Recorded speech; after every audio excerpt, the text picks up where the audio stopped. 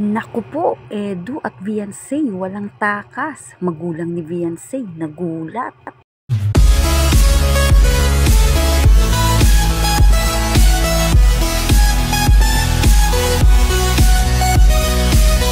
Bakit nga ba walang takas itong dalawa? Magulang ni Viansay nagulat. Tara, alamin natin. Kamusta po mga kalingap? Muling nagbabalik ang inyong lingkod mini vlog. Naghahatid ng update tungkol sa mga kalingap. Kung bago ka pa lang sa aking channel, mag-subscribe na at huwag kalimutang mag-like para lagi kayong updated sa aking mga video. Tapusin po muna natin ang video bago po tayo magkomento. Patuloy po natin din na suportahan ang founder po ng Kalingap na si Kuya Val Santos at Kalingap Rob. Dahil alam naman natin na madaming natutulungan sila ng mga kababayan natin. Araw-araw po natin na suportahan at panoorin ang kanilang mga videos. Bago yan mga kalingap, dito po muna tayo. Nakakatuwa dahil makikita natin ito nga pong si Viansay ay sobrang mahal ito nga pong si Kalingap Edu. Minsan talaga hindi natin maiiwasan ito nga pong si Viansay ay nagsiselos dito nga po kay Kalingap Edu. At alam natin mga kalingap na natural naman yun na nangyayari. Lahat naman ng may relasyon mga kalingap ay ganon na may nagsiselos. Lalo na nga isang relasyon na alam natin mga kalingap ay maganda at talaga namang hinahangaan nga po ng lahat ang relasyon nga po ng EDC. Alam naman natin mga kalingap na marami nga rin po ang nagkaka-crush nga po dito kay Papa Eds natin kasi alam natin si Edu ay isa nga rin po sa sikat nga po sa kalingap na K-boy. Alam naman natin na maraming humahanga rito kaya hindi rin talaga maiwasan ito ni Viansay na minsan na siya nga po ay nagsiselos. Ito nga pong si Papa Eds ay nagsiselos din naman. Naitanong nga po yan ng isang nga pong kalingap kung si Edu ba ay nagsiselos din. Nasabi nga po nito ni Kalingap Edu, oo naman ay nagsiselos din siya pero hindi nga daw nga po niya masyado itong pinahahalata. Alam naman natin mga kalingap na ito nga pong si Viansay talaga namang pinahahalagahan ang kanilang relasyon at alam natin na wala ni isang makakabuwag dito nga po sa relasyon ng EDC at talaga namang marami ang naging pagsubok ng dalawang ito, ngunit alam din natin na lahat yun ay nalalagpasan nila nang magkasama nga po sila dahil alam natin na andoon nga po ang tiwala ng isa't isa nga po kaya nga po ganoon na lang din katatag ang love team nga po ng EDC kahit anong pagsubok ay kanila nga pong nalalagpasan at parehas nga sila nagsusuportahan sa bawat isa. At malaki na nga ang naging improvement nga ng pamumuhay nga po nito ni Viansay kumpara talaga noon mga kalingap.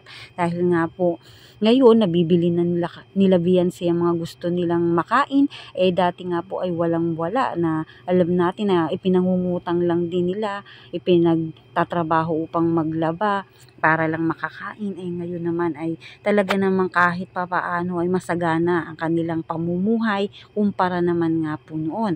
At hindi na nga po ganun na sobrang mahiyain itong si Viansay at marunong na rin talaga siyang makisalamuha kung paano niya pakikisamahan ang mga tao nga po na nakakasalamuha niya nga po sa araw-araw. Lalo na sa kalingap, napakarami nga pong mga sponsor, mga supporters na nais nga si Viansay na makita masilayan at syempre makasama dahil nga iniidolo nga nila ang EDC.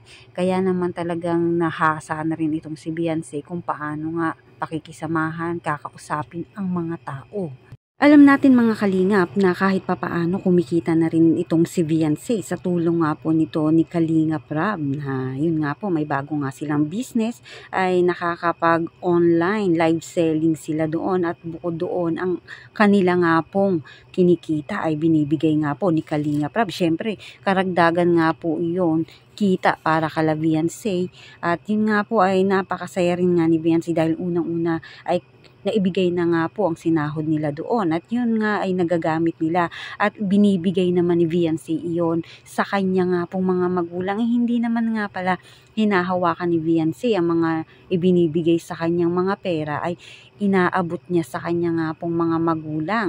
Kung hindi ito ay si Viansay ay humihingi na lang sa kanya nga pong mga magulang kapag ito nga po ay may kailangan. Talaga namang makikita natin na napakabuti nga nito ni Viansay dahil nga Hindi niya inaano ang pera-pera lang, kundi ibinibigay niya ito sa magulang upang ito nga po ay mag-budget at magtabi, mag-asikaso kung paano ang budgeting ng pera sa pamilya nila. Basta siya ay nakakapagbigay nga po rito ay talaga namang pinagpapasalamat nga po at napapabilib nga itong si Kalingap Rab dito nga po kay Beyonce dahil nga po sa ganyan nga niyang mga gawain na hindi naman pala niya sinasamantala ang pera na ibinibigay at tinutulong nga po sa kanya, kundi nga ay sinisinop pa ni Beyonce ang mga itinutulong at lalo nga po ay pinalalago pa dahil nga nais ng mga ito na magkaroon pa ng iba't ibang klase nga pong mga business para nga po pagdating ng panahon ay may magagamit din sila at hindi naman palagi nga ay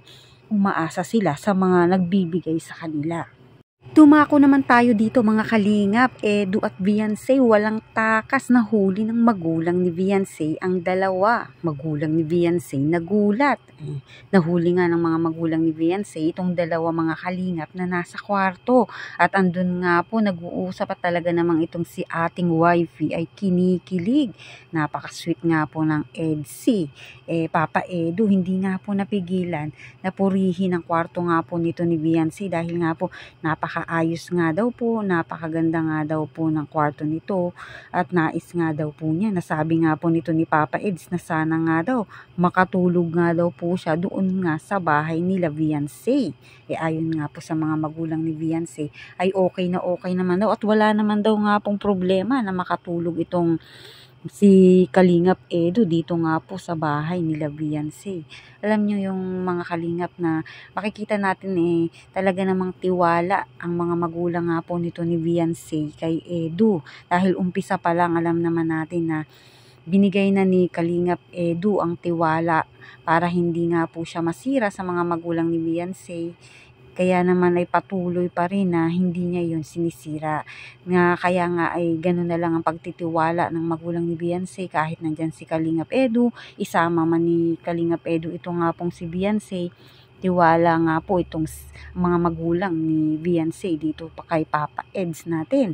At talaga namang gustong-gusto nga po nito para sa anak nila. Ito nga pong si Kalingap Edu dahil nakikita nila na masaya nga naman ito nga pong si Beyonce dito nga po kay Papa Eds na talaga namang kinikilig at napaka-sweet nga po nitong dalawa na kahit nga minsan na lang din magkita ay talaga namang sulit ang pagkikita kapag ito nga pong dalawa na ito ay naibablog at marami talagang nagmamarathon, maraming nag-aabang sa bawat nga po upload nito ni Kalingap Rab sa dalawa nga po na ito. Kaya patuloy po natin silang suportahan mga kalingap.